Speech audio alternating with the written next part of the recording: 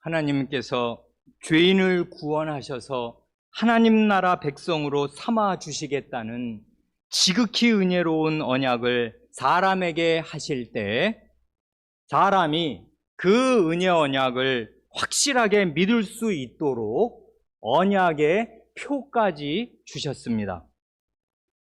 사실 이 구원의 약속은 다름 아닌 하나님 자신의 약속, 곧 거짓말을 하실 수 없는 하나님의 틀림없는 약속이기에 하나님의 입으로 구원의 약속을 해주신 것만으로도 충분하였지만은 그 약속의 증표까지를 주시니 과연 은혜 위에 은혜였습니다.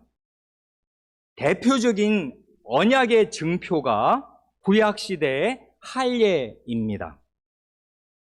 하나님께서 하나님을 진실하게 믿고 따르는 아브라함에게 나 하나님이 너와 내 대대 후손의 하나님이 되어주겠다 하시는 가장 복된 언약을 주시면서 그 언약의 증표로서 할례를 제정하여 주셨습니다.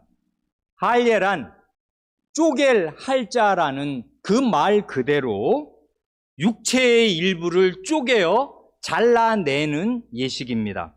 곧 하나님께 반역하는 죄악된 육신을 잘라내버리고 하나님께 순종하고 사는 참된 하나님의 백성이 된다는 것을 나타내는 예식입니다.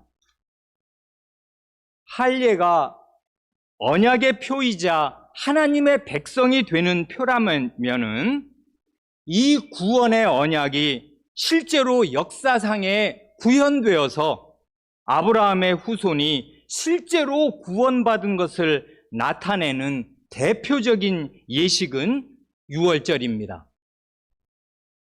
첫 번째 유월절에 이스라엘 백성은 어린 양의 피로 자기의 죄를 깨끗하게 씻고 그 양의 고기를 먹은 힘으로 애굽을 빠져나왔습니다. 또한 이제는 죄의 노예가 아니라 하나님의 거룩한 백성으로 살아간다는 뜻으로 죄를 상징하는 누룩이 들어가지 않은 빵, 곧 무교병을 먹으라 하셨습니다. 실제로 하나님께서는 이스라엘 백성을 애굽의 노예살이에서 구원해 주시기 직전에 유월절 예식부터 먼저 제정해 주실 정도로 이 예식을 아주 중요하게 여기셨습니다.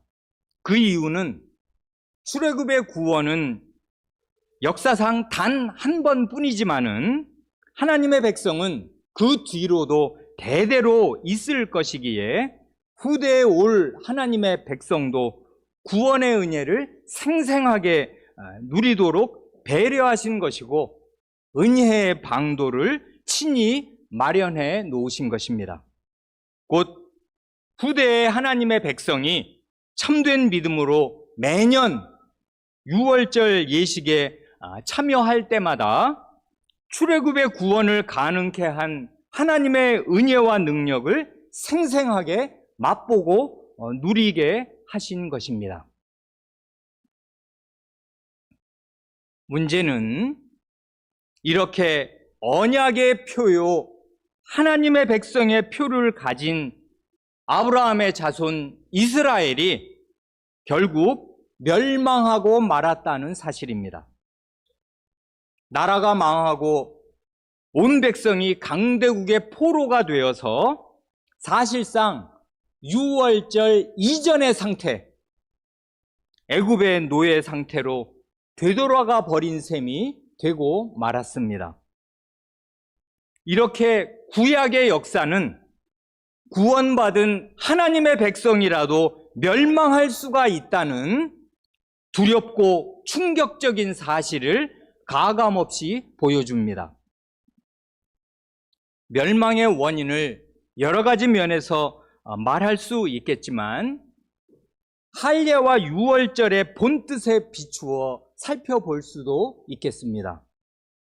먼저 할례, 할례는 하나님께 반역하는 죄악된 육신을 잘라내버리고 하나님께 순종하고 사는 참된 하나님의 백성이 된다는 것을 표시하는 예식인데, 할례를 받은 사람이 여전히 죄악을 행하고 육신대로 산다면은 그건 할례 받은 뜻을 스스로 저버리는 것입니다. 그렇게 계속 살면 할례 받은 그 몸으로 멸망하는 것입니다. 다음으로 유월절, 어린 양의 피로 구원을 받은 사람은 누룩 없는 빵을 먹어야만 했듯이 죄를 버리고 거룩한 생활을 하여야 마땅한 것인데, 그런 거룩한 삶을 살지 않는다면은 그건 출애굽의 구원을 받은 뜻을 자기 스스로 무산시키는 것이고, 사실상 하나님의 나라인 이스라엘을 애굽으로 만드는 것과 진배 없는 것입니다. 그렇게 계속 살면 유월절 음식을 먹은 그 몸으로 멸망하는 것입니다. 이렇게 할례와 유월절의 뜻이 결정적으로 무산되어서 유다 왕국이 멸망으로 치닫던 예레미야 시대에 하나님께서는 이 구약 시대의 옛 언약을 대체할 새 언약을 세우실 것을 말씀하셨습니다.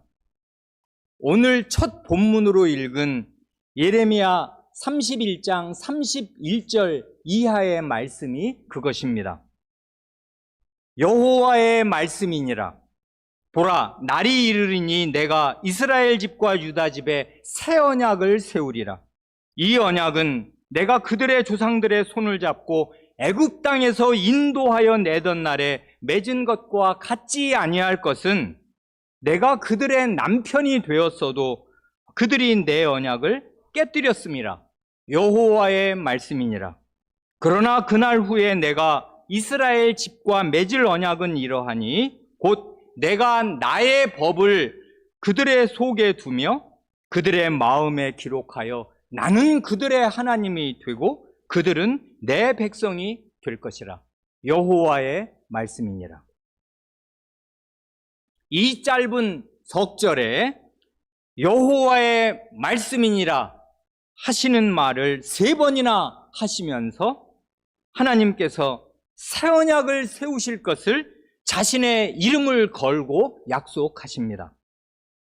새 언약의 핵심은 하나님의 법, 곧 하나님의 말씀이 자기 마음속에 새겨진 사람들, 그런 사람들이 생겨나는 것입니다.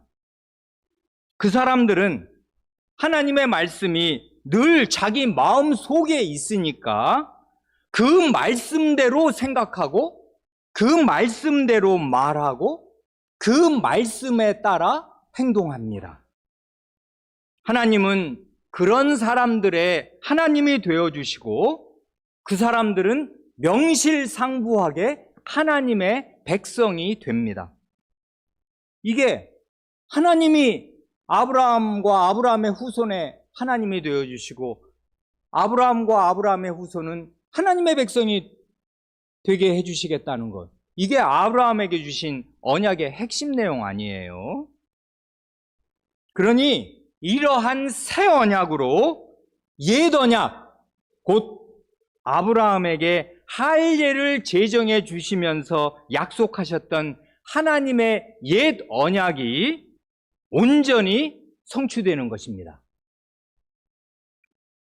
어떻게 이런 일이 가능하게 되는가 할 때 하나님께서 친히 하나님의 법을 새 언약 백성의 속에 두시고 그 백성의 마음에 기록하심으로써 가능하게 됩니다.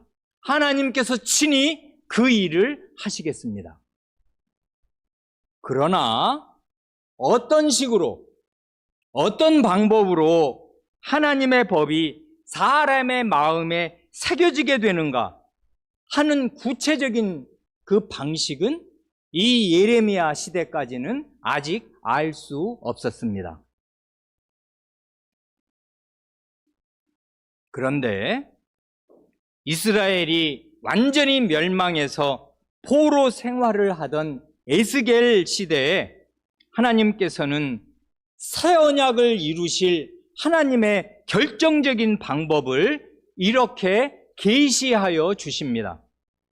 오늘 두 번째 본문으로 읽은 에스겔 36장 26절 이하의 말씀이 그것입니다. 어떻게 이 놀랍고 소망스러운 하나님의 새 언약, 옛 언약을 온전히 성취할 하나님의 새 언약이 이루어지는가 할 때 두 가지를 말씀하십니다. 첫째로 하나님께서 새 영혼, 곧 새 마음을 주실 것입니다. 새 마음이란 돌처럼 완고한 마음이 제거된 살처럼 부드러운 마음입니다. 그래 36장 26절의 말씀이 그것입니다. 새 영혼을 너희 속에 두고 새 마음을 너희에게 주되 너희 육신에서 굳은 마음, 돌 같은 마음을 제거하고 부드러운 마음, 살 같은 마음을 줄 것이며 말씀하십니다. 마음의 근본적인 변화, 강팍하고 그 완고하던 마음이 하나님 앞에서 유순하여지고 부드러워지고 고분고분하여지는 것, 사람의 마음의 변화를 하나님께서 말씀하십니다. 둘째로 결정적인 것은 이것입니다. 이렇게 부드러워진 마음 속에 하나님께서 하나님의 신이신 성신님을 주셔서 하나님의 말씀을 기꺼이 행하고 살 수 있게 하여 주실 것입니다. 그래 에스겔 36장 그 다음 27, 28절 말씀이 그것입니다. 또 내 영, 하나님이 나의 영이라고 말씀하십니다. 나의 신을 너희 속에 두어 너희로 내 율례를 행하게 하리니 너희가 내 규례를 지켜 행할지라. 너희가 내 백성이 되고 나는 너희 하나님이 되리라. 요컨대 새 언약 백성은 어떤 사람인가 하면 성신, 하나님의 신이신 성신을 받아서 부드러운 마음으로 하나님의 말씀에 기꺼이 순종하는 사람입니다.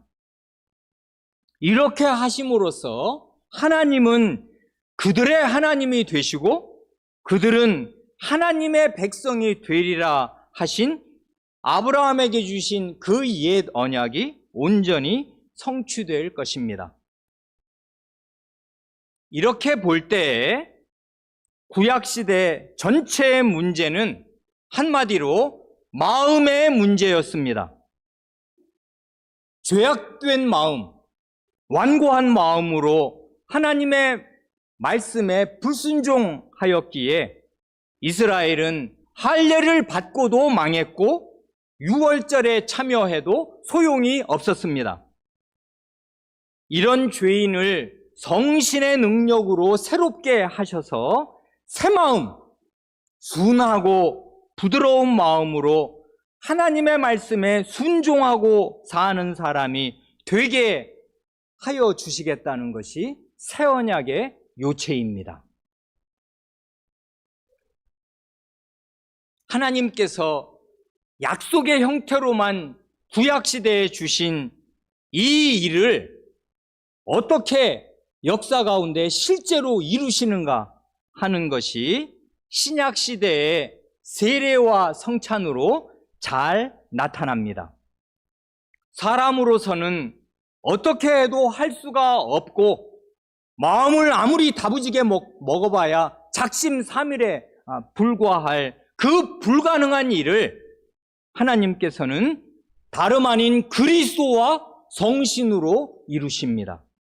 곧 성삼위 하나님께서 친히 우리 안에서 이루시는 것입니다. 구약의 할례에서 육신의 일부를 잘라낸다 하여도 죄악된 그 사람 자신, 곧 전인이 육신 그 자체인 그 사람은 여전히 살아 있습니다.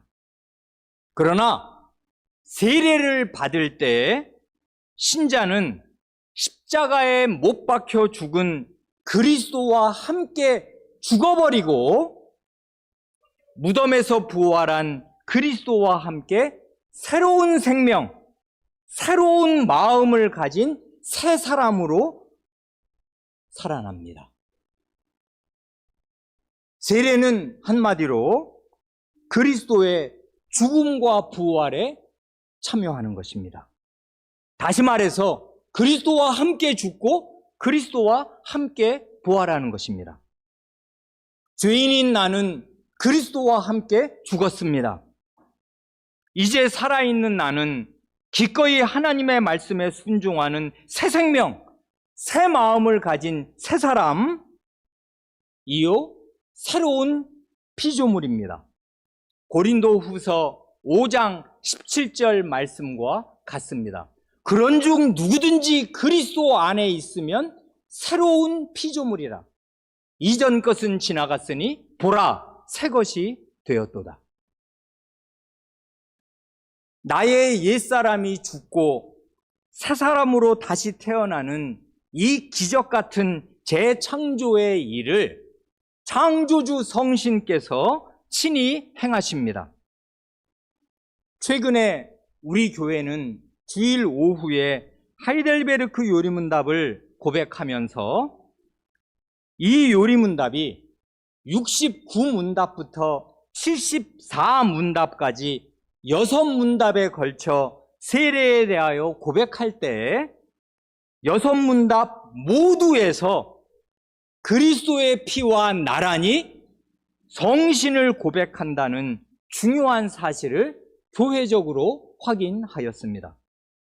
즉, 신자가 세례를 받을 때 하나님께서는 그리스도의 피로 모든 죄를 깨끗이 씻어주실 뿐만 아니라 성신으로 그의 마음과 영혼을 새롭게 하셔서 점점 더 죄에 대하여 죽고 거룩하고 흠이 없는 삶을 살게 하십니다. 하이델베르크 요리문답 70문답의 내용과 같습니다. 이처럼 하나님께서는 그리스도의 피와 성신의 능력으로 옛 언약을 성취하는 새 언약 백성을 창조해 내시는 것입니다. 그러니 그리스도의 피로 자기의 모든 죄를 용서받은 신자는 성신 하나님을 의지해서 하나님의 모든 말씀에 순종하고 사는 새 사람으로 살지 않으면 안 됩니다. 이름조차 거룩한 신이신 성신을 자기 안에 모신 사람답게 모든 죄를 버리고 거룩한 삶을 살기에 힘써야 마땅합니다. 신자가 하나님의 말씀에 순종하는 거룩한 삶을 살지 않으면 자기가 받은 세례의 뜻을 스스로 더럽히고 무너뜨리는 것입니다. 할례의 뜻을 저버린 구약의 이스라엘이 현세에서 멸망했다면은 세례의 뜻을 저버린 이름뿐인 신자는 영원히 멸망할 것입니다. 왜냐하면 그리스도의 피는 이 모든 날 마지막에 뿌려진 마지막 최종적인 피요, 성신은 영원한 세계의 보증으로 오신 종말의 신, 곧 말세의 신이시기에 그리스도의 피와 성신을 배반하는 삶을 지속하면 그의 멸망은 영원히 이 땅에서 확정되는 것입니다. 세례에서 그리스도의 피와 나란히 성신의 일하심이 있듯이 성찬에서도 꼭 마찬가지입니다. 하이델베르크 요리문답은 성찬에 대하여 고백할 때 76문에서 2번, 그리고 79문과 80문에서 잇따라 성찬상에서 성신께서 어떻게 일하시는가를 고백합니다. 그 핵심 내용이 무엇인가 하면, 성찬을 받는 신자는 성신의 일하심으로 말미암아 그리스도와 한 몸으로 연합된다는 것입니다. 신자는 이 땅에 있고 그리스도는 저 높이 하늘에 계시는데, 어떻게 이 땅에 있는 신자가 하늘에 계시는 그리스도와 하나로 연합될 수 있는 것입니까? 다시 말해서 교회와 신자는 이 땅에 있는데 어떻게 하늘에 계시는 그리스도의 몸으로 기능할 수 있는 것입니까? 그것을 가능케 하시는 분이 성신 하나님이십니다. 성신께서는 마치 그 전에는 존재하지 않았던 새 생명이 태어나듯이 죄로 죽어 있던 나를 새 사람으로 태어나게, 거듭나게 하십니다. 이게 세례 때에 일어나는 일이겠습니다. 이 새 생명은, 거듭난 새 생명은 그리스도와 동질의 생명, 곧 그리스도의 부활 생명과 똑같은 생명입니다. 사람이 태어나고 나면 갓난아기가 어머니가 주는 젖과 이유식과 밥을 차례로 먹고 쑥쑥 자라듯이, 성신께서는 새 생명을 가진 신자에게 어머니처럼 하나님의 말씀, 그리스도의 말씀을 먹여주시고 깨우쳐 주셔서 새 사람으로 자라게 하여 주십니다. 그 가운데 성신께서는 주기적으로 특별한 진수성찬을 차려주시는데, 그것이 곧 그리스도의 성찬이겠습니다.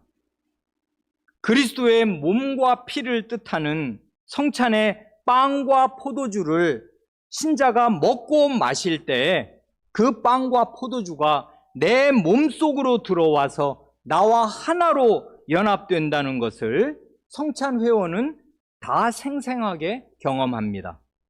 그와 꼭 마찬가지로 한 성신께서 하늘에 계시는 그리스도 안에도 계시고 이 땅에 있는 신자 안에도 계시기에 성신으로 말미암아 그리스도와 신자는 한 몸으로 연합됩니다.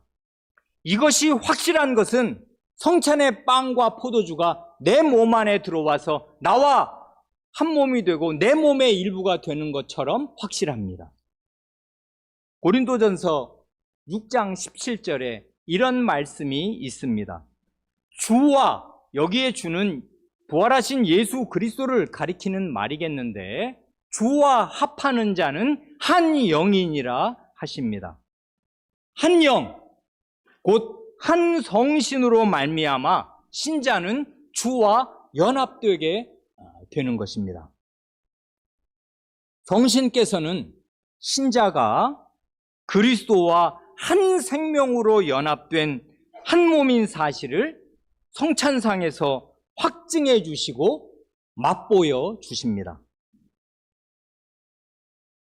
이렇게 하나님께서 예수 그리스도와 성신으로 말미암아 세례의 물과 성찬의 빵과 포도주로 친히 은혜를 베푸시기에 구약시대의 이스라엘 백성이 죽어도 끝끝내 이루려야 이룰 수 없었던 거룩한 사회가 이 땅 위에 나타나게 되는 것입니다. 곧 하나님의 모든 말씀이 왕명으로 준수되고 부드럽고 순한 마음으로 하나님의 모든 말씀에 순종하는 새 언약의 공동체가 이 땅에 출현하게 되는 것입니다.